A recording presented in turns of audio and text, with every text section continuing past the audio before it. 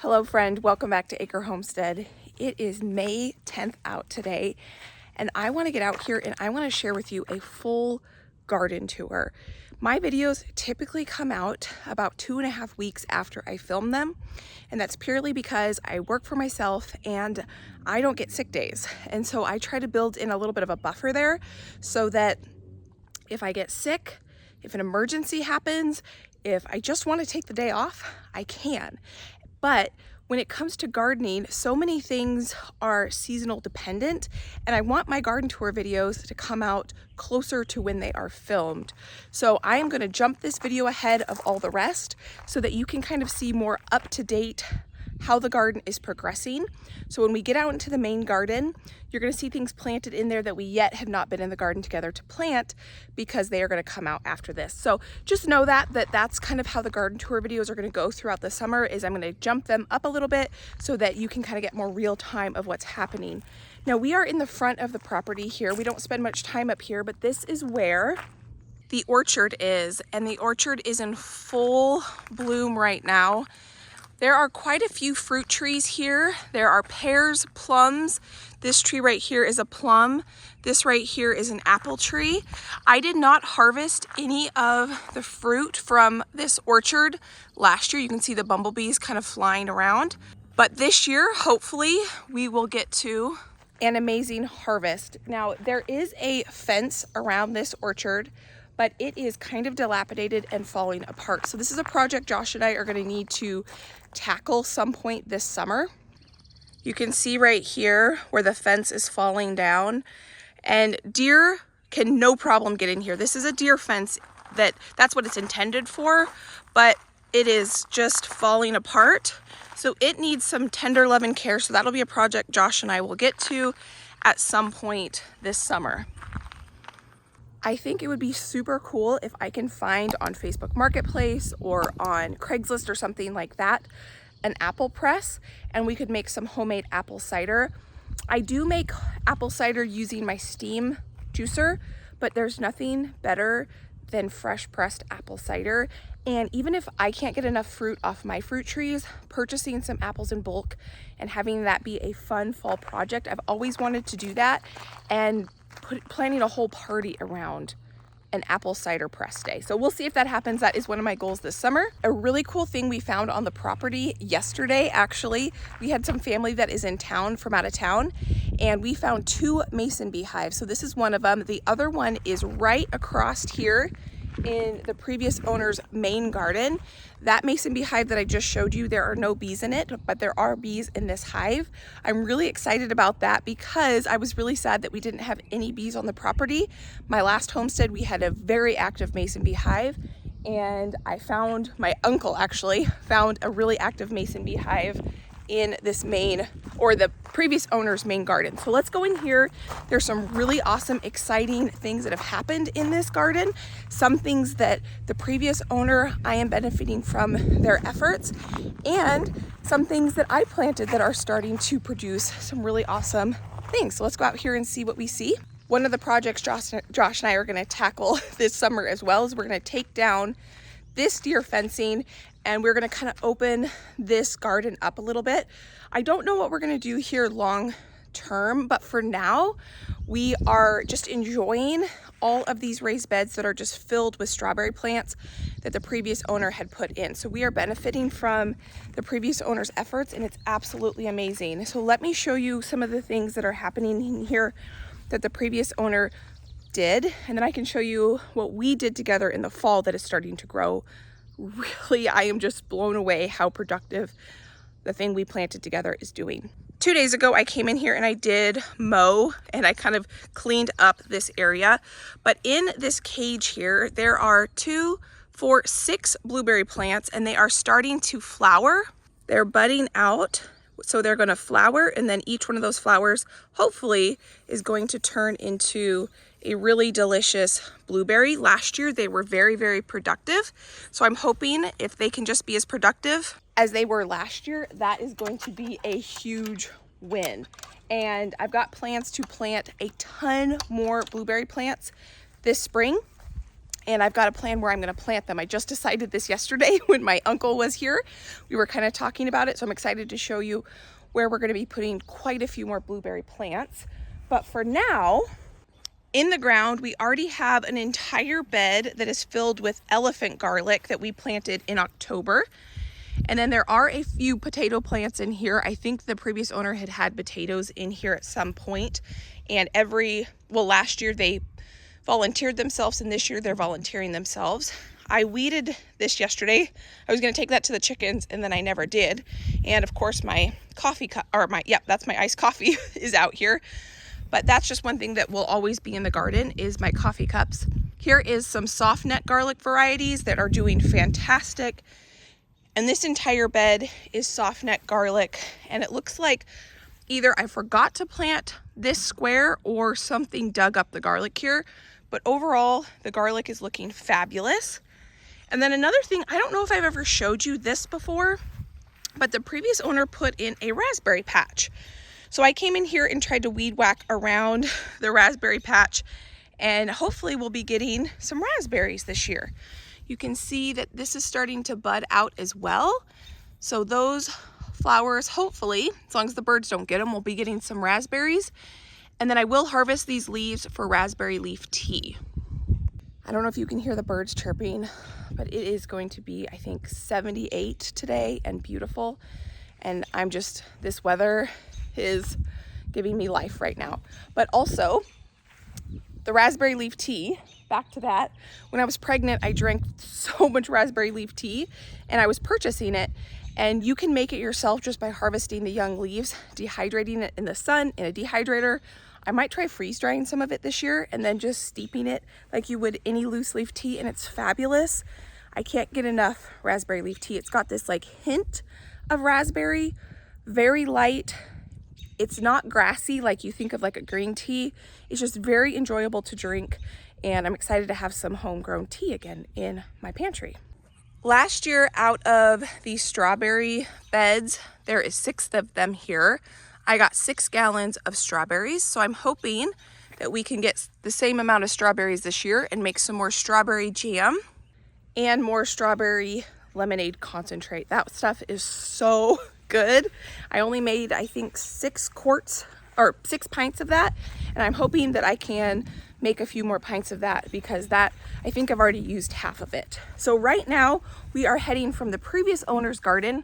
I'm going to walk through what will soon be the deer fence. We are going to head to the main garden. This is the first time you're going to see a full tour of what is out in the main garden. You can see this is the project right here, right now.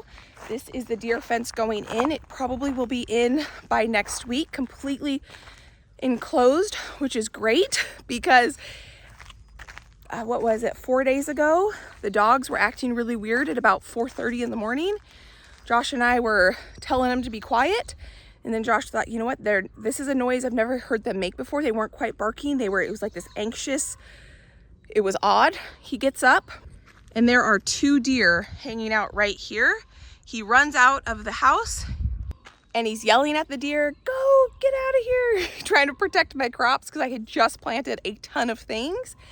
And the deer are very friendly around here. It took a lot of coaxing, and they finally decided to go on their merry way. The deer fence was something that I was going back and forth on if it was worth it, but Josh encouraged us that I think it's more important that we do this instead of doing something that I was a little more excited about, like a greenhouse.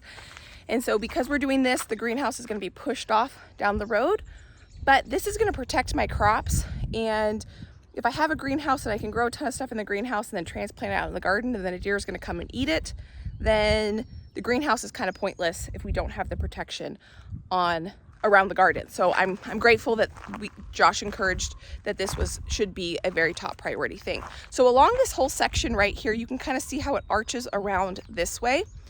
I've got a couple ideas that I think I want to do along this area. My ultimate desire would be to put grapes along this entire area. That'll kind of close in this side of the garden. It'll kind of give us a little bit more privacy up at our patio when we're sitting and enjoying dinner on the patio. But it'll also feed us if we put grapes here. I think I would put some table grapes, some Concord grapes, and some different things. Long term in here, I want to put a vineyard and an orchard and blueberries and all the fruit trees along this slope here, but that's going to be down the road. So I was thinking we could just grow grapes along this trellis, or I could put some jasmine or clematis or some sort of flower greenery type thing that would stay green all year and it wouldn't die back in the fall, because then I would have to like blow leaves and stuff like that. If it just stayed green, even maybe roses, I don't know. So if you guys have any ideas on that, I'll probably be planting something this summer. So if you put comments down and you give me ideas, I will see them before I go to plant anything here. So that is that. So now let me turn you around. And here is a quick overview of the entire garden here. There are 20 raised beds. I have all but 4 planted out. So I'm going to show you what are all in here. And then I've kind of lost ideas for what I'm going to put in the last 4. So I need your help. Things that I may have forgotten to plant, or things that you think I need more of, because I've got more space. So I have 20 raised beds. They are 4 feet by 16 feet. At the last homestead, I had 16 raised beds that were 4 feet by 16 feet. So I have 4 more raised beds here than I did at the last house, which I think is funny that I have 4 raised beds that are yet to be planted, because that means that I'm the last 3 years, I'm comfortable planting out 16 raised beds, and now I'm not sure exactly what I should do with the last 4. So that is kind of the specs of what we have going on here. I think what we'll do is we'll kind of go along this top row first. So along this top row, I've got tomatoes planted along the back side of all 5 of these raised beds that go all the way across. And these are tomatoes that we started together indoors on March 23rd, and they already have flowers on them, and they have grown probably about 4 or 5 inches since I planted them out. The majority of these tomato plants along this first raised bed are cherry tomatoes, and I was thinking about that strategically because my kitchen, that's my kitchen window. There's a door right here that I can come out, and I can come around this way. And this is the first bed I hit when I leave my kitchen if I come around the garden that way. So I wanted to put some cherry tomatoes, kind of like snack type things at the beginning of the garden, and lettuce and salad type things. So it's very close to the house. So I can come right down here. I can collect some cherry tomatoes and some radishes. I'll plant a bunch more radishes throughout the growing season. And then here I have our lettuce. And so I can just come and harvest a salad, and that can be really close to the kitchen. And then another thing I have in here that I planted out are, we've got 4 Tabasco peppers here. And then these right here in front of the tomatoes are the, I have it written down, they're the King Arthur F1 bell peppers. So my goal is to try to grow a year's worth of tomatoes and a year's worth of peppers and a year's worth of onions and a year's worth of black beans, all the things that I can grow a year's worth. And so right here we've got some bell peppers. I topped these bell peppers, and so they're working on shooting out some side shoots, and they have started to flower and bud out. So hopefully this year we get a good pepper harvest. In between the peppers, I decided to go ahead and plant some black bean seeds. I was gifted some black bean seeds in my P.O. box. You can see all these holes here. Those are black beans that hopefully they will grow, they will dry, and I can can up some homegrown black beans. Last year, I tried to grow black beans for the 3rd year in a row, and it was an epic fail. The 2 years prior, I had black bean harvests, and last year, the deers kept coming and mowing my black beans down, so I'm really hoping this year we get a black bean harvest. So I've never planted black beans interspersed with tomatoes and peppers before, and we're experimenting this year with that. Along the edge of this bed, I have nasturtiums. So you'll notice throughout this garden tour that along the edge of most of the beds, I am planting flowers and really wanting vining flowers to kind of come and cascade down the edge of the bed. Oh, let's talk about the landscape fabric.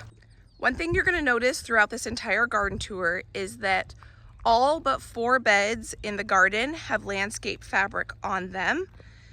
Those two beds down there have onions. They don't have landscape fabric. That bed is potatoes. It does not have landscape fabric.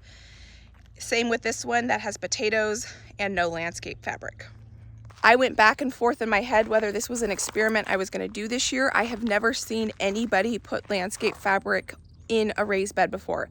Seen it all over online using landscape fabric in ground gardens, and people rave about how easy it is to garden with landscape fabric because you're reducing the amount of weeding you need to do. And it came to me, I think I was in the shower or something, and I thought, you know what, last year my weeds got out of control in my raised beds. I did not have time to manage them. I'm a new mom, so I would rather spend time with my family than spend time weeding in the garden. As much as I love to be in the garden, that's probably one of the lower things I would rather do in here. I'd rather plant, cultivate, and harvest and preserve food than spend time weeding. So I thought this year, I'm gonna dedicate this year to this experiment. We're gonna experiment. We did it out together. A lot of you guys had said last year you guys experimented with landscape fabric in your raised beds and you absolutely loved the results. And a benefit is that it's dark, and so it keeps the heat in. So at night, the soil is warmer and it keeps the plant warmer, and you had even better results. So that is something I'm excited to try. I will be completely honest with you. When I first put the landscape fabric down, I was thinking, what in the world have I done? I don't like burning these holes. It's super inconvenient to work around. I can't just get out here and feel creative and put stuff in the ground. But now that I've been using it for the last 3 weeks, I have figured out a good torching method to put my holes in the beds. My goal is to try to reuse this if I like it next year, so I'm not going to have to burn the holes next year unless there's a couple that get, mangled and I need to replace. Hopefully this landscape fabric will last a long time. It's a really good quality, durable fabric, and I'm burning holes instead of cutting holes, so that will keep them longer because it kind of seals the edges so they can't fray where they're cut instead of being burnt. So far at first was not happy about it, and now I've been loving it. So only time will tell though that if through the whole growing season and harvest, if it's going to be something I enjoy. So far I'm really liking it. Back to the tour, we've got snapdragons that we started together inside, and it looks like they are about to bloom, which is really exciting. I do have some snapdragons that have already started to bloom. We planted some more bell peppers all in front of these slicing tomatoes back here. And then I have planted more onions. I put onions anywhere I could find a space. I went ahead, I burnt a few more holes in the landscape fabric. I just stuck a bunch of onions in here, and hopefully those will grow really well. So some of these pepper plants are looking really good. Like this one looks really, really good. This one looks like it got a little bit of stress when I planted it out, but it's starting to bounce back really nicely. One thing I learned this year that I did not know previous years is that I obviously knew peppers and tomatoes are cold sensitive, so they can't be in freezing temperatures. You must plant them out after your last frost date or they will die. But I didn't realize that you can shock your peppers and your tomato plants and kind of stunt their growth if you plant them out before those nighttime temperatures are above 50 degrees. So these peppers and tomatoes, I planted them out, what day was that? It was April 23rd. Our last frost date is April 16th. I waited 2 weeks, but the temperatures, there were probably about 6 or 7 days since I planted them out that the temperatures have gotten in the 45s, 47 degrees. And so I do think I stunted their growth a little bit. That's probably why I've never had good success growing a lot of peppers, is because I did not realize that not only do they benefit from not going obviously below 32 degrees Fahrenheit, but you also need to make sure that they don't go below 50 degrees Fahrenheit. So that is something I am learning. Every year I learn something else that I'm like, oh, that would have been good to know 3 or 4 years ago, but I didn't know it, but I know it now. So next year I will probably not plant my peppers out until Mother's Day weekend, just because now Mother's Day is on Sunday, and right now all the temperatures are like 55 degrees and up at night here. So these peppers are going to thrive hopefully, but I may have stunted their growth just a little bit. So if you are new to growing peppers and tomatoes, learn from me that don't plant them out when it's gonna get cold. In this third bed here, a new flower that I am growing for the first time this year is called Stock. And it's supposed to smell fabulous, and it is starting to bloom. So I'm excited to see that. I've never seen that in the store. I've never grown it, and we've got a bunch of them there that are looking fabulous. And in here, I just noticed this. I kind of threw out some starts that I thought were not worth planting. And I just put the potting soil in the bed. One of them was this cabbage. This isn't Chinese cabbage. And look at that, it is growing. And then this right here, I did not put this here. This is a kale plant. I'm just gonna let those thrive. I just noticed those. I think that's funny. I was on Instagram talking about how I was stressed about the garden, and gardening always kind of stresses me out in the best way possible, because I just doubt my abilities.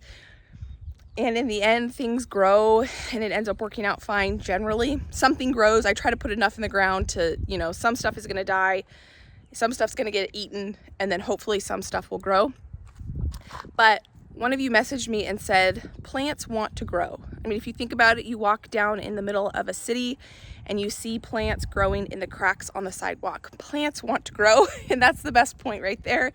I thought I was dumping that out, not gonna, try to keep it alive at all, and there it is sitting there thriving.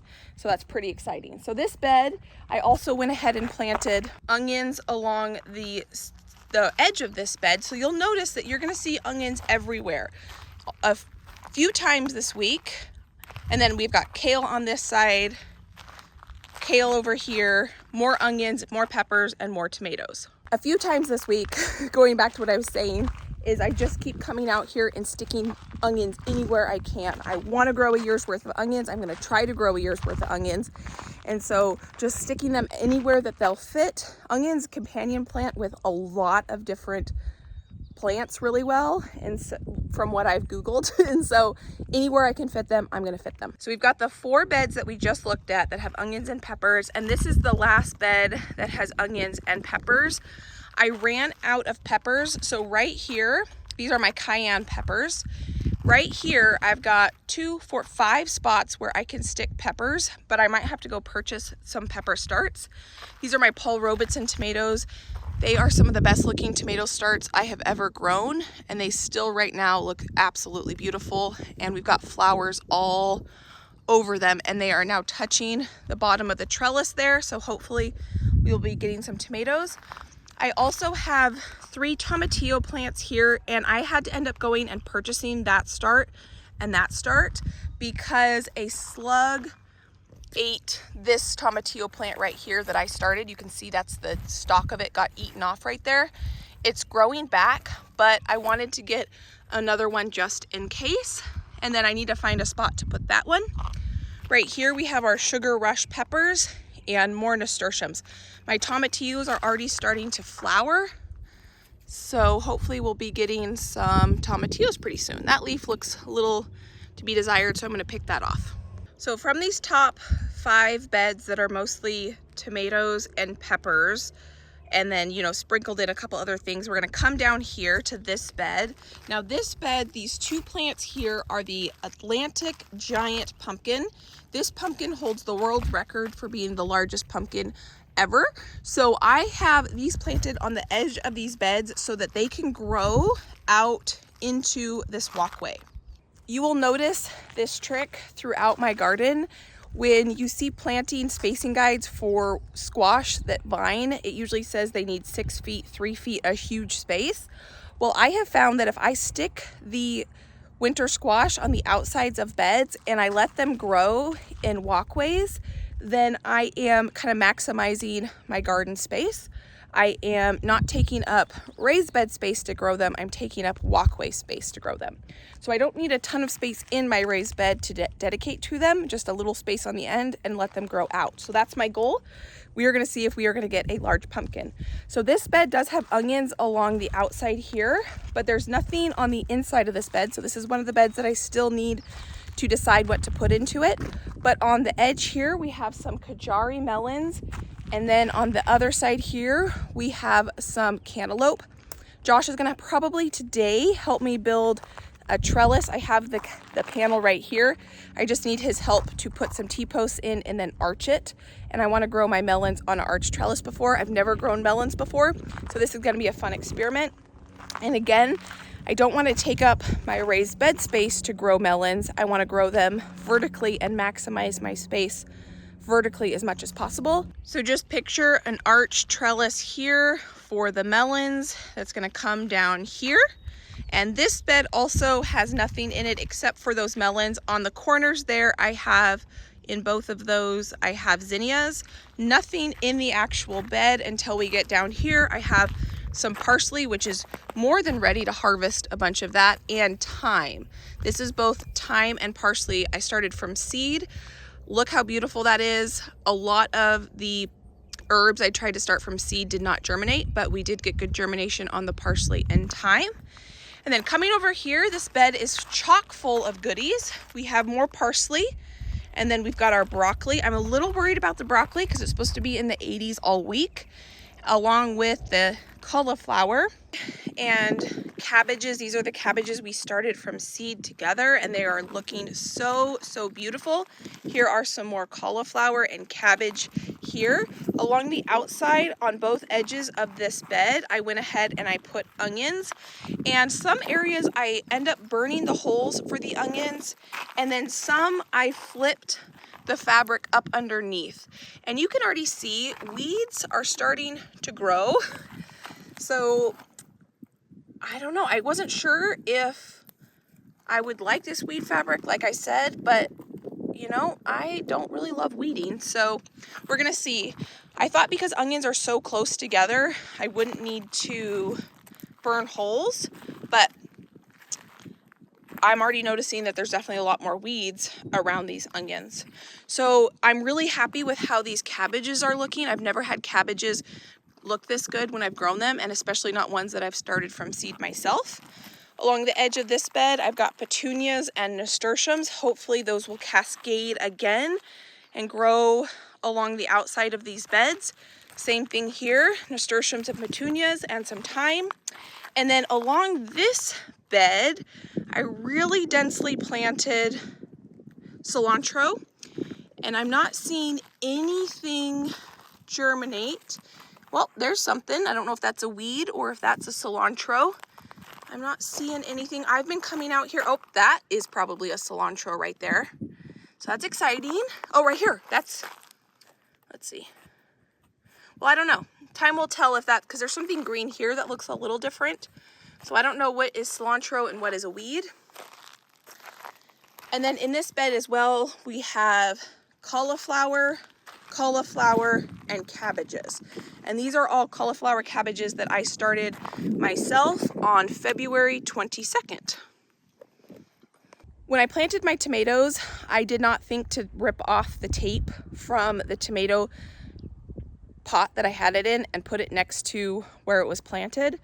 I did that for all the other things that I've planted out here that I started indoors. And so I do know what the tomatoes are, but I have to go back and look to see what they are. But I'm kind of kicking myself that I should have taken those labels, stuck them right next to the tomato so I can know when I look out here what they are. I think what I'm gonna do is I'm gonna take the time to actually make new labels and label each one. I've been really enjoying having the labels right on this weed fabric. They have a UV resistant label on them. You can't just use Sharpie because Sharpie will fade in the sun. So this is a special marker that can withstand the sun. So I love having these labels because I can just look at this and I know exactly what we have here. So this was the last bed we were looking at with the cauliflower here. I put some muncher cucumbers here, and it looks like this one died. I don't know if that's gonna come back. It might. We will see. I don't know if well, I don't know. We'll see. I have some more seed. I can put some seed there, but this plant looks really good. And then I'm gonna do that same thing that I'm gonna do with the melons. When Josh is able to help me, I'm gonna put an arch trellis right here because over here we have more cucumbers. And this is a different variety of cucumbers. This was one that was a free seed packet from Baker Creek. And I have that here. And then I put on the outsides right here some zinnia plants. And these plants need to be planted. I have some more zinnia and basil probably today. I'll get to that. But this bed is all summer squash. We've got zucchinis, yellow zucchinis. We have green zucchini. We have a white zucchini. And then over here, I have a little boo pumpkin. So this is the little white pumpkin that I will decorate this fall. And then along the edge of this bed, I went ahead and I put echinacea and some pansies because these are going to be here every year. They are a perennial for us. We were just at this bed, so we're going to come down to this bed now. This bed I am so incredibly proud of. Friends, these are the black beans, and these just started poking up just yesterday. There was about 3 that were out of the ground yesterday, and today I think we have about 100% germination in each one of these little holes with a black bean plant. So this whole bed I am so thrilled with. And on the end here are some of the snapdragons that have started to bloom. I love this really soft pink color. I put nasturtiums along the outside here, so hopefully again those will just be cascading down this bed. And then along the outside here we have peas, and I still need to trellis these peas. When Josh comes to help me build the trellis that's going to go right here for the cucumbers and the melons, I'm going to ask him if he can just help me get the trellising up for the peas. I did have some spotty germination with these peas. You can kind of see where the green is and where the soil is. Obviously there's no germination where the soil is. So I did go back and I have planted more pea seeds where we had some poor germination. And there was a little bit of that poor germination on all the 3 areas we planted peas. And I did go through and I planted more pea seeds where we had the spotty germination. This bed, I'm noticing something in here that I didn't even notice this morning. I was out here very, very early with the baby watering this garden. It was about 6:30 in the morning when we were out here watering, and none of these plants have germinated when we were out here this morning, and I'm starting to see some stuff pop through. I just noticed that some of our jade green beans are starting to peek through. I need to help that one to come through the hole. In the front here, we have some stock flowers, some snapdragons, a ton of celery. I think there's like about 24 plants of celery. All of these spots between these Roma tomatoes are all jade green beans. And so I'm excited about that. And then there are 12 Roma tomato plants here. I will eventually grab the tomato cages that I brought from the last homestead, and I will stake these Roma tomatoes. Oh goodness, look at this. They're starting to flower with tomato cages. Not all tomato varieties do well with tomato cages. Roma tomatoes are ones that do well with tomato cages because they're a determinate variety of tomato. You want to use tomato cages on bush style or determinate variety styles of tomatoes. You want to use bigger trellising for your indeterminate varieties of tomatoes. So all the tomatoes up there along that edge are all indeterminate varieties of tomatoes. They are ones that vine, and they continue to grow until 1, they either disease kills them off, or 2, frost. Determinate varieties of tomatoes, they grow, they produce 1 set of fruit, and then they're done.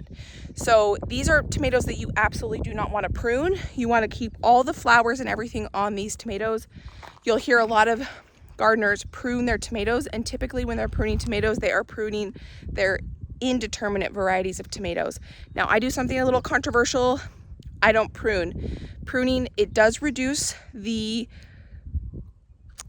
yield, but if you live somewhere that is very moist and humid and wet through the growing season, you are going to struggle with blight. And pruning tomatoes is more for blight protection and keeping a lot of airflow. I live in the Pacific Northwest, where you think, oh my goodness, it rains a ton there. You live in Washington State, you get a ton of rain. We get a ton of rain in the winter and spring, and we honestly don't get that many inches of rain compared to a lot of other areas in the country. But it's overcast here a lot in the winter and spring, and it kind of just rains all the time. But in the summer, we are very, very dry. I think we had 89 days last summer where there was not 1 day of rain. So I don't struggle with blight and fungal diseases and things like that as much here, so I don't prune. But that's because I don't struggle with those diseases. If you live somewhere that struggles with humidity and fungal diseases and things like that, pruning is really important for you. So enough on that tangent. We'll talk more about that as the season progresses. But that is the one thing that I have learned probably the most when it comes to gardening, is that you can't just take one person's gardening tips and run with it, because it might not work for you. The best way to get the best gardening tips for you is just practice, trial and error, and talk to someone that lives as close to you as possible who's a seasoned gardener and get advice from them, because that is going to be the closest you can get to knowing what works for you. And the thing is, here I'm in a different climate. I'm not that far from our last homestead, but we are at a way higher elevation here, and the growing conditions are a little different. So I'm even learning from what my old growing conditions were to my new growing conditions and just seeing what works. And so far things are going pretty well. The biggest thing is here, this is a south facing slope. The sun rises over here, it comes over here throughout the day, and it sets over here.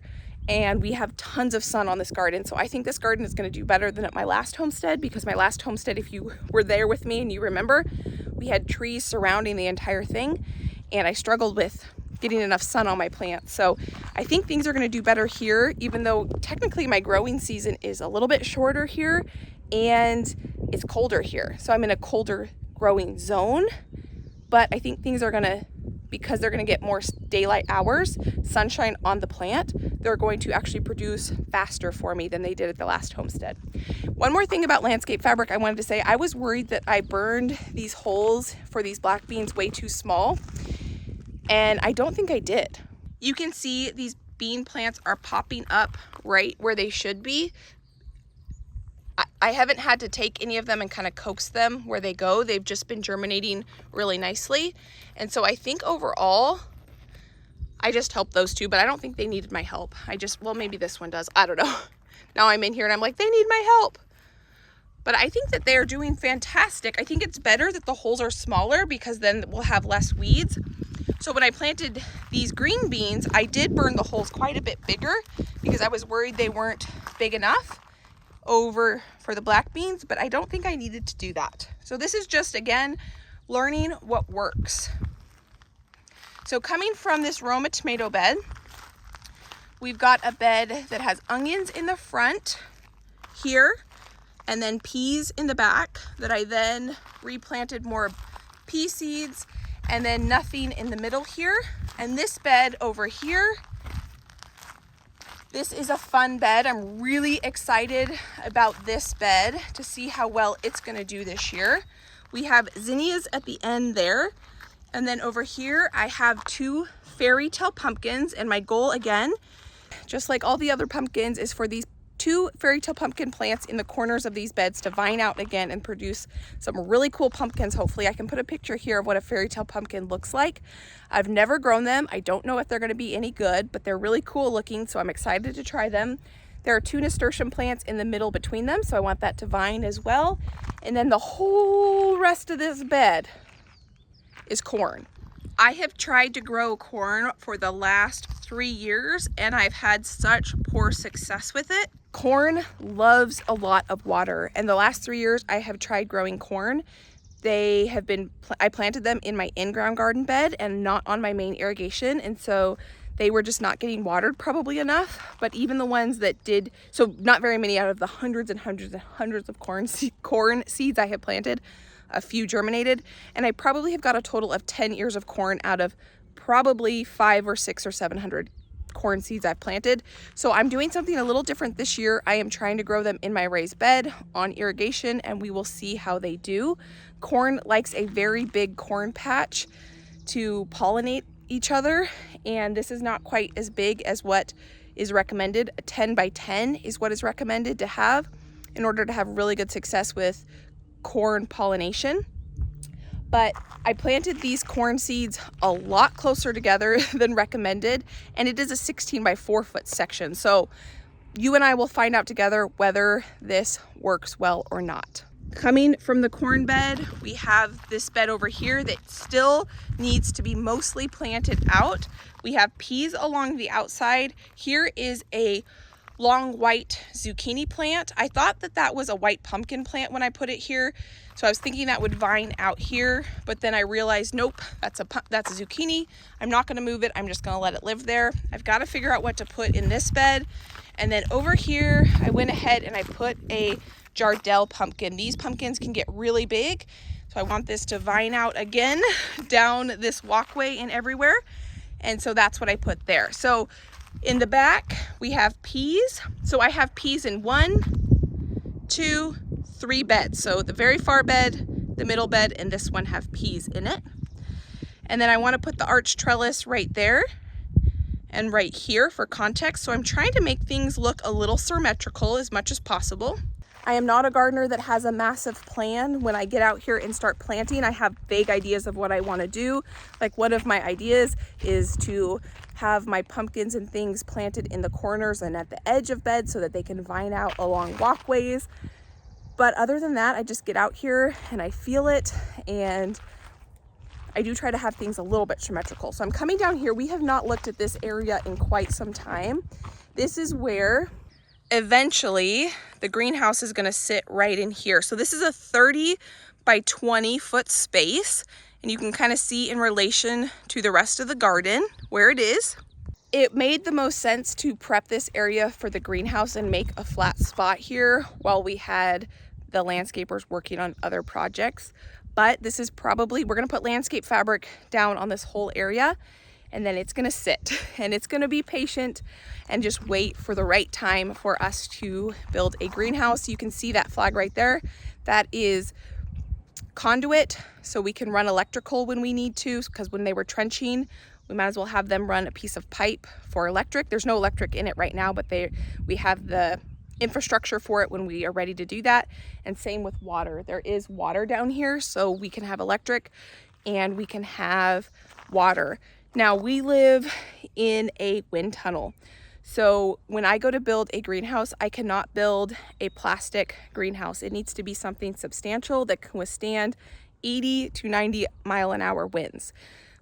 When I've been researching greenhouses, I'm probably going to build a greenhouse that can withstand 100 mile an hour winds, because it needs to be strong and it needs to last. And so that's why this project is going to be put on hold for just a little bit, because it's going to be quite the project. And so we are just going to let this hang out here. And probably what I was thinking I might do is I want to have some dinner parties down here. Or I might have some dinner parties. I just thought of this morning when I was out here watering at 6 in the morning with the baby. I thought I could either have dinner parties in this spot here, but that's kind of far to bring the food, or in the middle of summer at that top road that we built up there to have a dinner party up there too, but time will tell. So now we're down here at the last row of raised beds.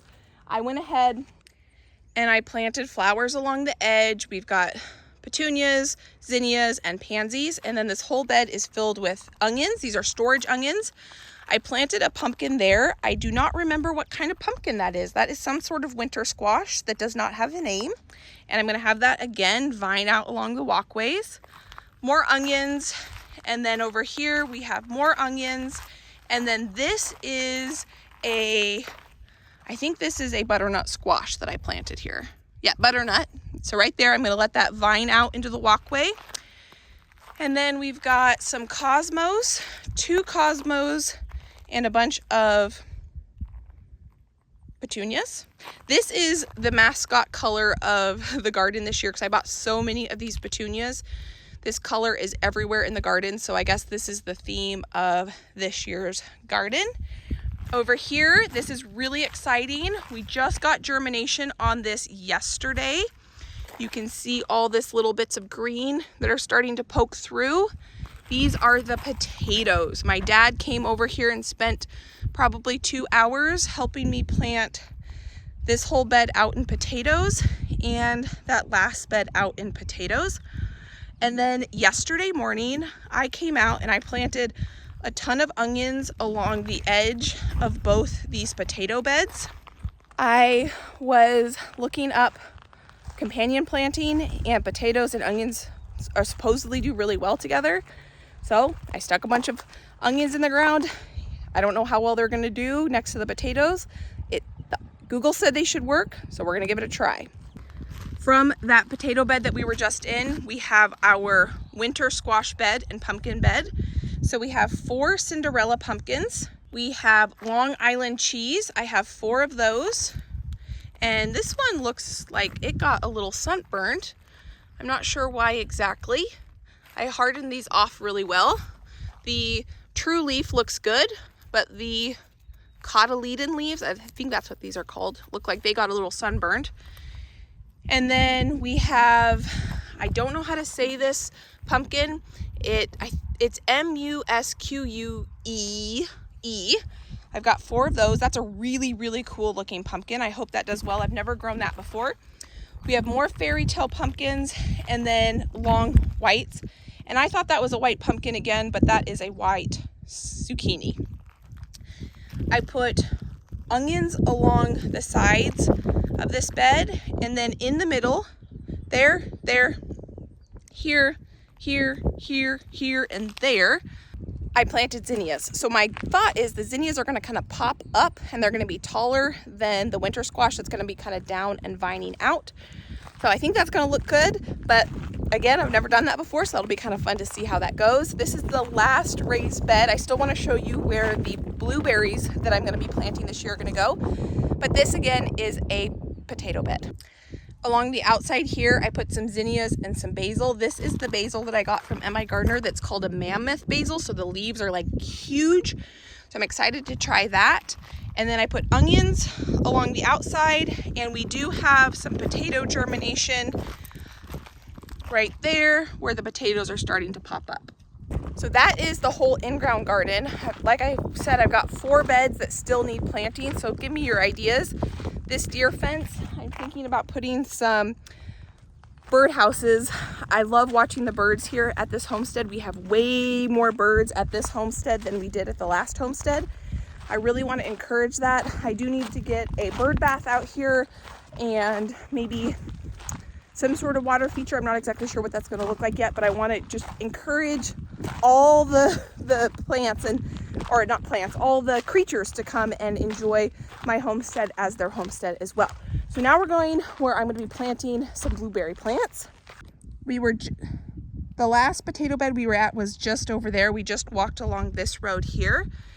And over here is where I want to be putting the blueberries. This is over where the chickens are. This chicken run is working so well for us. It's been a quality of life improvement having the chickens in a chicken run. I absolutely love it. We do need to get out here.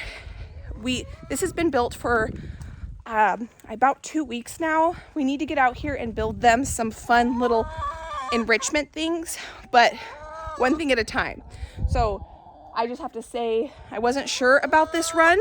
After clipping their wings, none of them have gotten out, so they're protected, the garden's protected, and it's just been huge blessing having them kind of corralled in a spot that is just for them. This space right here is where we had to rebuild this wall because it was failing, and we were just gonna landscape this area here.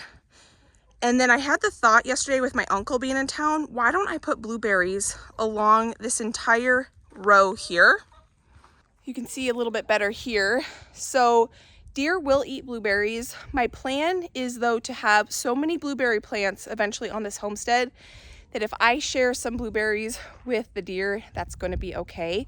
So I think we're going to make edible landscaping on this entire ridge here. So I've got rhubarb that I want to plant up here. I've got blueberries. The deer will have to hop up onto this ridge, or I mean, it's not that tall. It's like, you know, I'm 5'4". So right here, you know, it's 3 feet, but back there, it's a good 5 feet. Deer absolutely could climb up here, but I just want to build some edible landscape. So I'm going to be putting rhubarb in here. I'll put herbs in here. I'm going to put blueberries in here. And I'm just really looking forward to it. It is going to be outside the deer fence. like I said, but I think that if I have enough for us, I have enough for them, and I have enough to share, it'll all be okay. So here's another perspective of where we're gonna be putting the blueberries along this whole ridge here.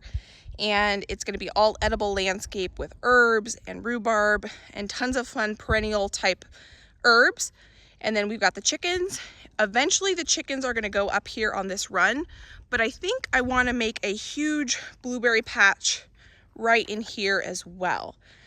So that's very long-term goals. Maybe we'll put some fruit trees and nut trees and I don't know, all the edibles right there, and just create a really cool orchard type thing over here, because we have a lot of space over here that's not super sloped. You can see from this perspective a little bit better how sloped this garden is. It's about a 10% grade from here down to the base of the garden, and that is why we needed to enlist the help of experts. This is an engineering feat, and I am so grateful that we are now at the point where we were able to enlist the help of the experts, but now it's Josh and I's turn to kind of step in and work on the projects from here on out. And I'm just really looking forward to what this year holds and all the possibilities.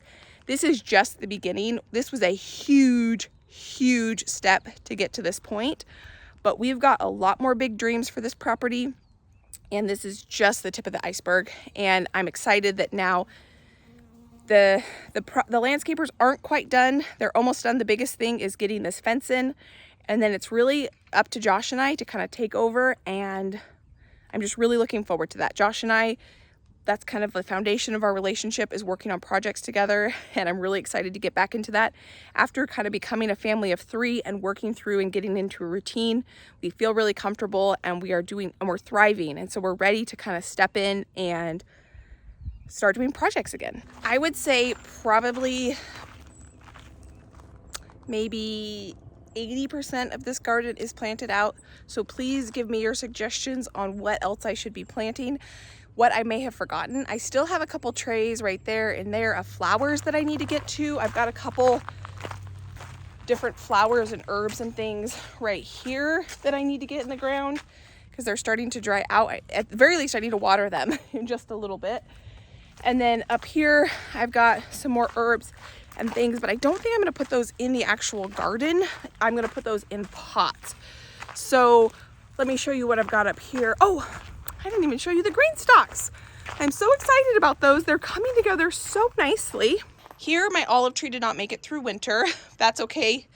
Neither did my mint. I killed that last summer because I didn't water it enough. My figs are doing really well. My elderberries are doing really well. I need to get all of these flowers into the ground. But my green stalks, this one, I don't have any germination on this one yet. And it doesn't look like I have any germination on this one yet, but I know it'll only be a matter of time. So these two are black beans and this one's pinto beans. And then my pride and joy green stalks, one of them is this one. This is my petunias. They are starting to fill out pretty well. The goal is that you won't be able to see the green stalk at all. It'll all be filled out with petunia flowers. And same with, oh, so here's some of the other plants I need to plant. That's a bunch of plants, starts that I just got. That's a bunch of lavender. Over here, we have a bunch of herbs. Comfrey, rhubarb are, oh my gosh, this is what I absolutely am so excited about this. I think this afternoon I'm gonna get this in the ground as well. This is our, not echinacea, our eucalyptus. I'm going to try to overwinter some of it outside in a greenhouse. I'm gonna purchase these little greenhouses that go over a raised bed, and then some of it I'm gonna bring in over the winter and try to overwinter this. I'm just rubbing it because the leaves smell fantastic.